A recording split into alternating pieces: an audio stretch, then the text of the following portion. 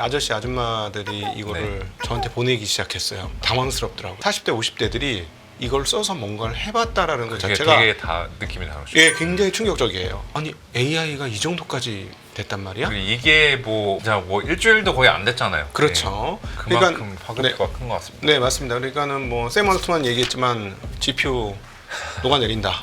빅테크들은 계속 자극을 받을 수밖에 없을 것 같아요. 네. 지브리 같은 거가 터지는 거 봐서는 앞으로 사용자들이 계속 어느 정도 일정 수준 유지될 거다. 그러면 최소 앞으로 1년간은 GPU에 대한 수요는 그대로 유지될 것이다. 네. 그냥 정해진 미래를 봤을 때 정해진 미래 기준으로 밸류에이션을 해보면 25배더라. 이거는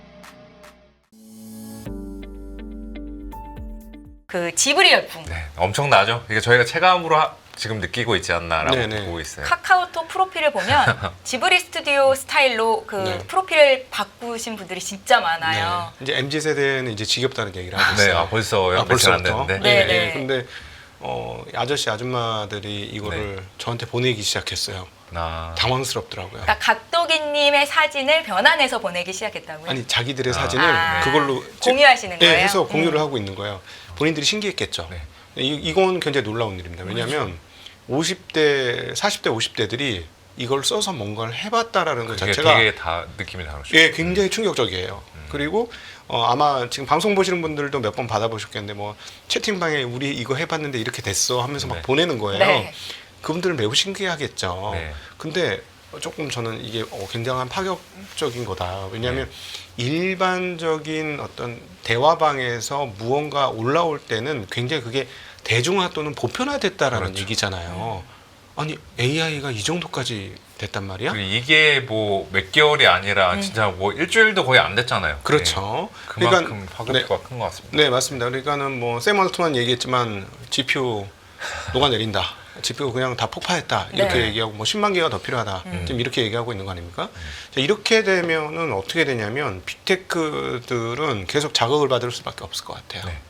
그렇게 되면 어떤 계산이 나오냐면 미국 시장은 관세 때문에 조정을 받을 수는 있겠으나 AI는 그냥 일단 우리가 원래 예상하던 대로 네.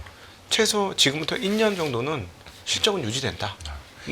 그 빅테크 관련해서 저희가 요즘에 잊을만하면 우려를 하는 게 또 MS가 데이터 센터 투자 축소 철회 이런 이야기 나오면서 네. 더 이상 AI 쪽 하이퍼스케일러 쪽에 투자는 성장하기가 힘들다. 네. 이게 지금 계속해서 AI 주도 주가 발목을 잡고 있잖아요. 예. 이번에 이 지브리 스튜디오로 만든 그 AI 그림체 이게 조금 게임 체인저 역할도 할 수 있는 건가요? 이게? 저는 오히려 이렇게 봅니다. 그러니까는 한번 훼손된 심리가 다시 부활할까? 그건 잘 모르겠어요. 네네. 그러니까 여기서 말하는 투자 심리라는 거는 미래를 당겨오는 힘입니다. 네. 그러니까는 향후에 3년, 4년, 5년치를 당겨올 수 있는 힘은 미래를 꿈꾸는 꿈속에서 나타나는 건데 맞습니다. 그 꿈은 딥시크 이후로 상당히 훼손이 된 것 같아요. 네. 근데 문제는 뭐냐면 제가 지금 관심이 갖는 영역은 제가 이 방송 연합인포맥스 나오면서 뭐라고 했냐면 엔비디아 이제 30배에서 40배 정도 네. 사이 왔다 갔다 하겠죠. 옛날에 33배에서 44배 하다 이제 조금씩 떨어질 것 같아요. 이 그 미래에 대한 전망들이 꺾이기 때문에.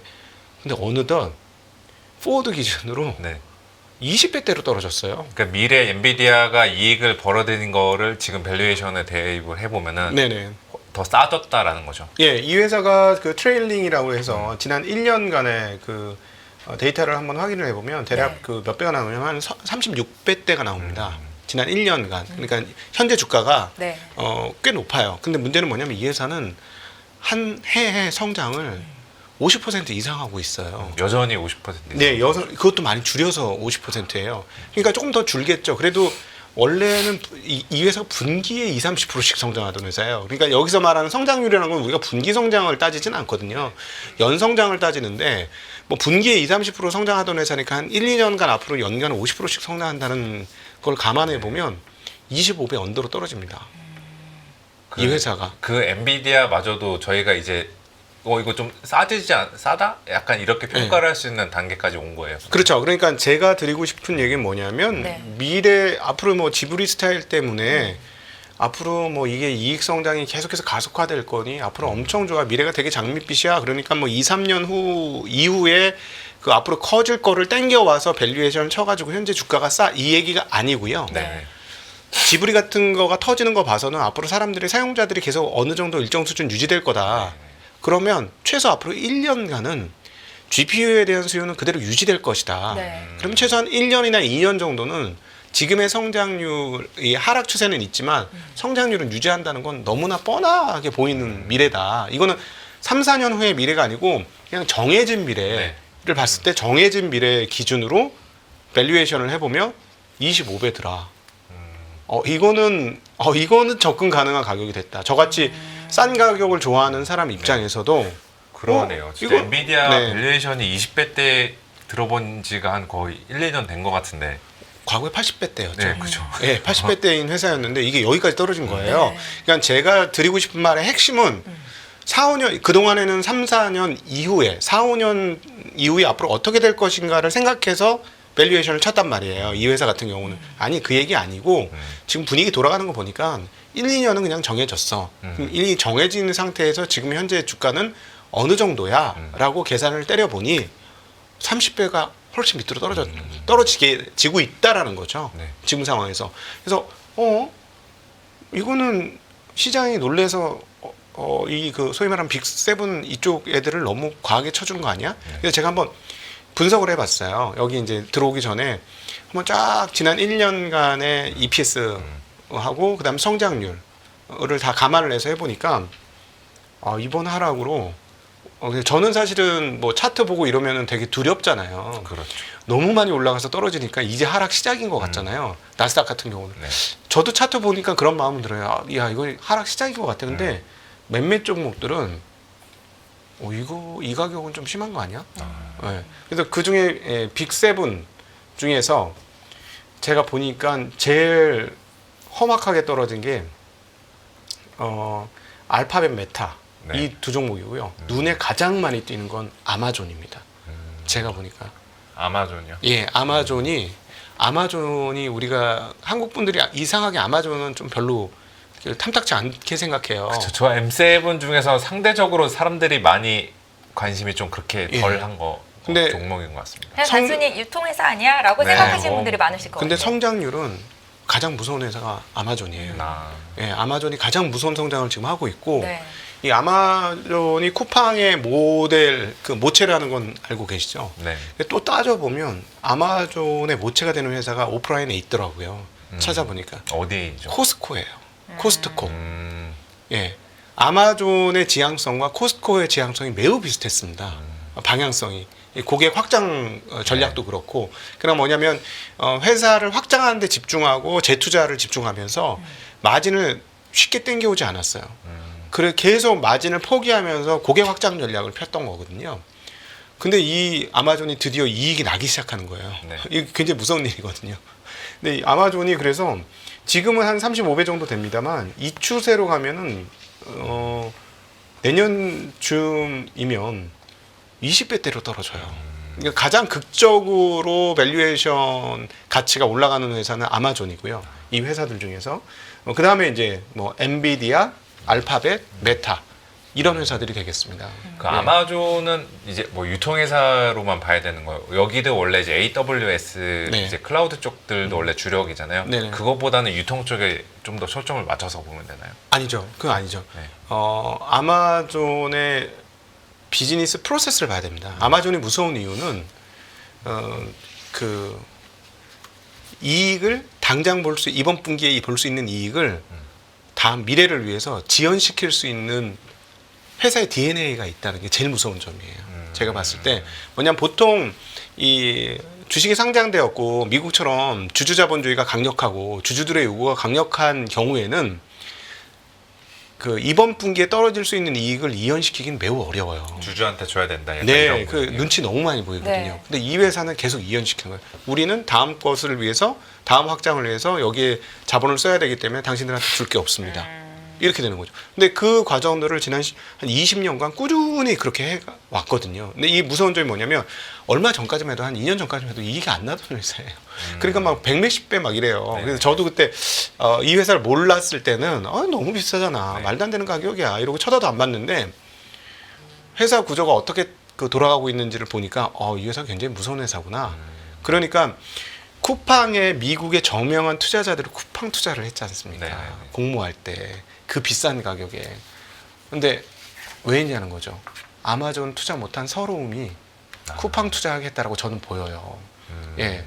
그러니까 엄청난 그 투자자들을 거기에 투자를 꽤 네. 많이 하고 지금도 꽤 많이 들고 있지 않습니까? 근데 그래 처음에는 황당한 가격이야. 쿠팡 말도 안 되는 가격이 했는데 이게 점점 말도 안 되는 안드로메다 가격에서 가시권으로 가격이 들어오고 있잖아요. 이익이 나고 있으니까 이게 그렇죠. 네. 이 회사가 똑같이 지금 아마존을 그대로 카피한 거예요. 근데 보시면 아시겠지만 아마존은 그게 AWS로 갔습니다만 네.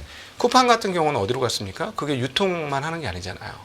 뭐 이렇게 그 미디어도 가고 있고 그렇죠. 그다음에 음식 배달도 가고 네. 있고 이게 거기 핵심 전력이 뭔지 아십니까? 이거가 이제 우리나라 유통업체들이 얘들한테 깨진 중요한 이유 중에 하나인데 얘들의 아이디어는 뭐냐면 고객의 시간을 우리 걸로 가지고 갈 거야.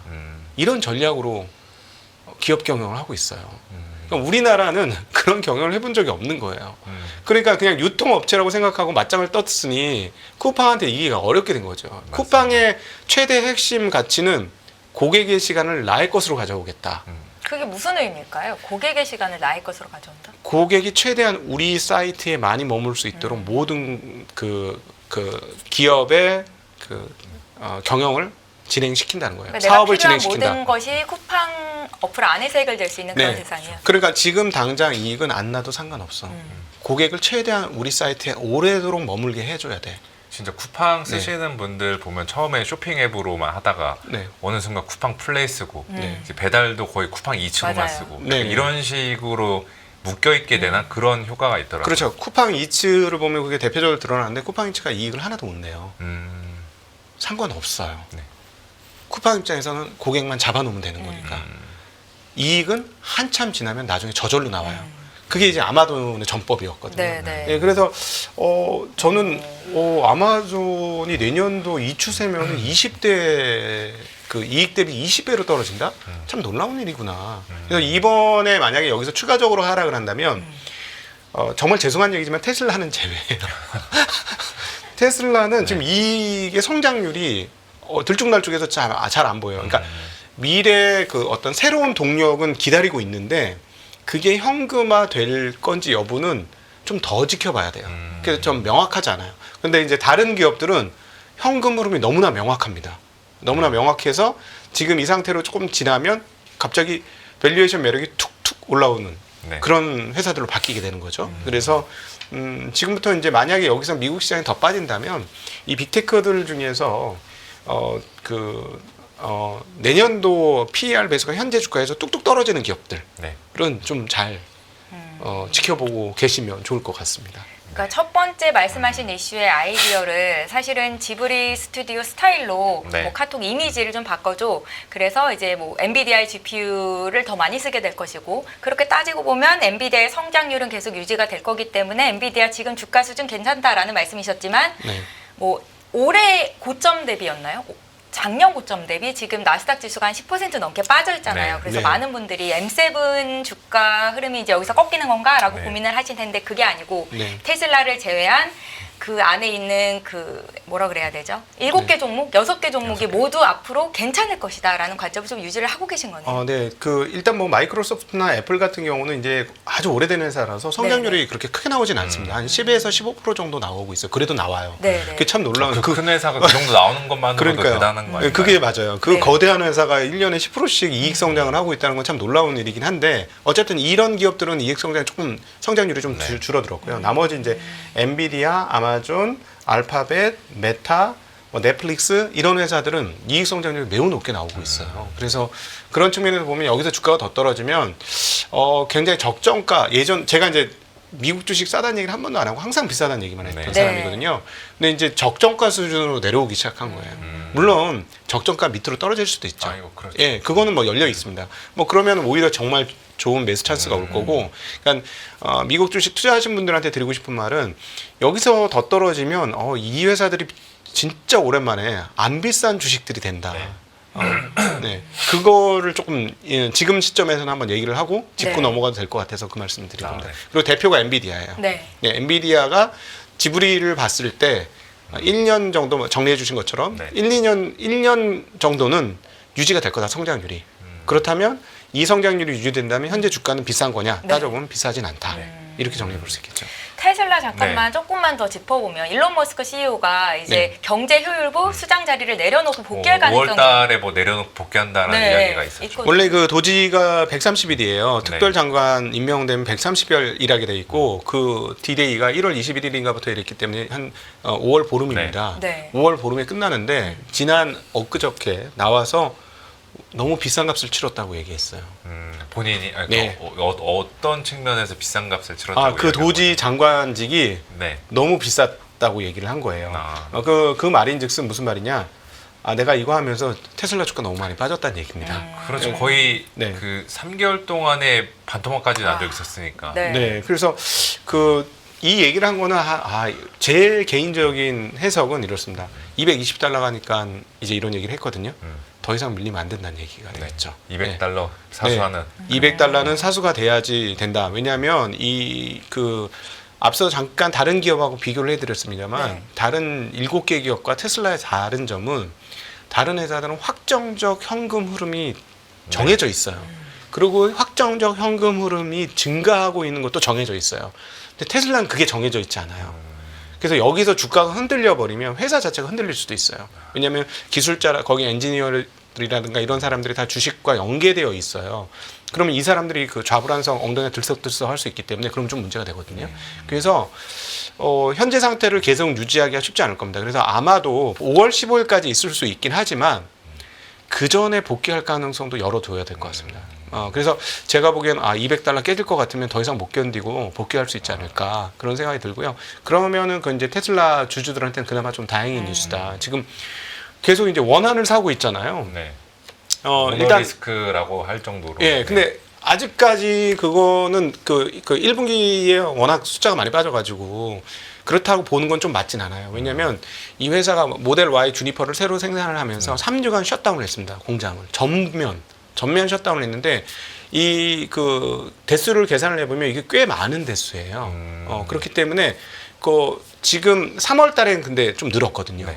그러니까 빠진 만큼이 다시 늘은 개념이다 이렇게 보시면 돼요. 그래서 신차 효과는 분명히 있을 것 같아요. 그래서 2분기 실적은 나쁘진 않을 것 같은데 제가 이제 테슬라를 보면서 조금 우려하고 있는 부분은 뭐냐면 사람들의 원한을 너무 많이 사서 유럽 쪽하고 뭐 캘리포니아 쪽에서의 판매가 정말로 떨어지는 거 아니냐. 그러면 그때 되면은 조금 문제가 돼요. 왜냐하면 우리가 예상했던 예상이 안 맞기 시작하는 네네. 거거든요. 게다가 이제 오늘 새벽에 전해진 얘기 중에 하나가 루시드 CEO가 네. 우리 주요 고객군이 테슬라 고객군이 우리 주요 고객인데 네. 우리 쪽으로 많이 넘어오고 있어요. 이 얘기를 하고 있는 거예요. 네. 정말 정치적 리스크가 발현되기 시작했다. 진짜 얼마 전에 또 외신 쪽 이야기 들어보니까 미국 내 전기차 중고차 값 중에서 테슬라가 가장 조금 하락폭이 심하다고 하더라고요. 이것도 테슬라에 대한 좀 안 좋은 인식이 네. 있어서 좀 그 영향도 있었겠죠. 그렇죠. 그러니까 그 자리에서 오래 있으면 오래 있을수록 원한 관계가 점점 많아지기 때문에 제가 보기에는 나라 전체로는 좋아질 수는 있겠습니다만은 좀 기억을 하셔야 될 게 왜 제가 분명 캘리포니아라고 지정을 해서 말씀드리면 테슬라의 시작 연원도 캘리포니아였고요. 그리고 제일 많이 사줄 수 있는 사람들이 모인 곳도 캘리포니아예요. 근데 잘 아시다시피 캘리포니아는 민주당 탑밭입니다.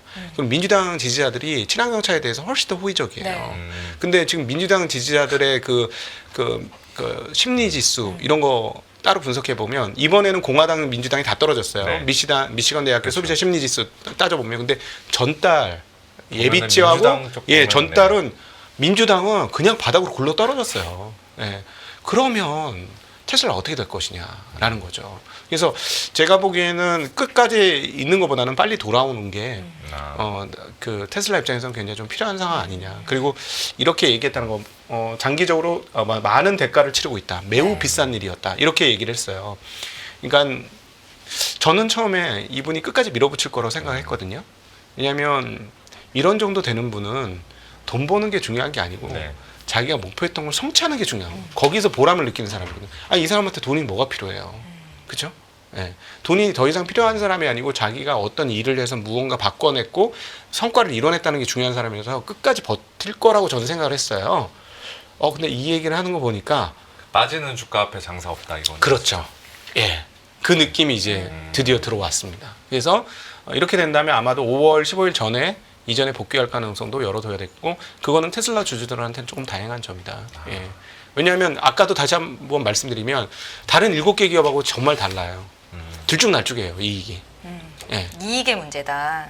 이익이 들쭉날쭉하기 때문에 네.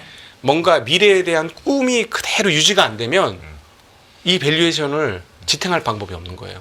다른 회사들은 앞서 제가 말씀드렸지만 이익 현금 창출 능력이 너무나 정확하기 때문에 그리고 네. 증가하고 있기 때문에 제프 베조스가 가서 계속 우주선 만들고 아마존하고 떨어져 있어도 상관없어요 이제. 그냥 가는 거예요. 근데 여기는 꿈을 주는 리더십이 흔들리면 이거는 조금 문제일 수 있다라고 저는 보는 거죠. 이게 그 궁금한 게 테슬라 같은 경우는 1월 달 정도만 하더라도 인도랑 안 나와도 사람들이 얘는 어차피 전기차 회사가 아니라 그 로봇이랑 네. 우주 쪽 회사니까 이쪽으로 봐야 된다라고 하면서 1월 달에는 그래도 실적 안 나와도 주가가 잘 올라왔는데 네. 불과 한두 달 사이에 이렇게 테슬라를 둘러싼 내러티브 예. 이게 바뀌는 원인이 뭘까요? 그냥 주가가 계속 내려가니까 거기에 맞춰서 그런 것일까요? 네, 사람 마음이라는 거는 정말 바람 같고요. 네. 이 투자자들의 심리는 정말 가을바람 같다고 해야 될까? 여기로 갔다 저기로 갔다 막 이렇게 흘러가는 거니까 네. 지금 말씀하신 대로 주가가 흘러내려서 그런 부분들도 분명히 있을 네. 거고요. 근데 이 회사는 항상 그런 걸 반복했어요. 그러니까는 실적 제가 그래서 말씀드렸던 게 숫자 나올 때가 제일 위험할 때다. 숫자가 잘 안 나오니까. 근데 숫자가 나오고 얼마 지나면 꿈을 키우는 네. 회사다. 근데 항상 조심해야 될 게 뭐냐면 이 회사가 하는 것 외에까지 꿈을 꾸면 그때는 항상 위험하다. 좀 잠깐 말씀하셨지만 그게 1월 달이었구나. 예, 이게 로봇 회사까지는 맞아요. 네. 로봇 회사까지는 맞는데 AI 회사 아니거든요. 예, 그다음에 우주항공 회사 아니거든요. 그건 회사가 다 따로 떨어져 있잖아요. 네. 근데 헷갈리는 거예요. 머스크가 하는 일이니까 네. 그걸 다 이렇게 비빔밥 짬뽕으로 넣어가지고 테슬라 밸류에이션을 해버리는 거예요. 그래서 대화를 하다 보면 한참 좋을 때면 이 회사는 앞으로 우주에서도 대단하고 로봇도 다 만들 거고 막 그래. 그래서 로봇은 만드는 건 맞는데 우주는 스페이스X인데 이 회사 아닌데 제가 이제 구분을 해줬어요. 그러니까 사람들이 좋으면 모든 걸 다 갖다 넣어서 밸류에이션을 치는 거죠. 근데 이제 반대로 제일 나쁠 때는 전기차만 남아요. 이 회사는 전기차 회사야. 네. 로봇 회사도 없어져요. 그때는 오히려 이 회사는 접근하기 괜찮은 때죠. 심리적으로는. 예, 분명히 로봇에 대한 얘기를 안 하게 될 겁니다. 전기차 회사가 실적이 이게 뭐야? 다른 경쟁자들한테 다 잡아먹히게 생겼네. 이런 식으로 가면 보통 이 회사 주가가 바닥이에요. 그래서 이 회사의 등락 고조폭이 굉장히 크거든요. 예, 심리적인 접근법으로는 순수 전기차로 보이면 접근해도 된다. 네, 좋은 아이디어. 예, 토탈리 그 미래 회사면 그땐 조심해라. 항상 이게 지금 여러 번 반복되고 있습니다. 그렇게 보시면 될 것 같아요. 네.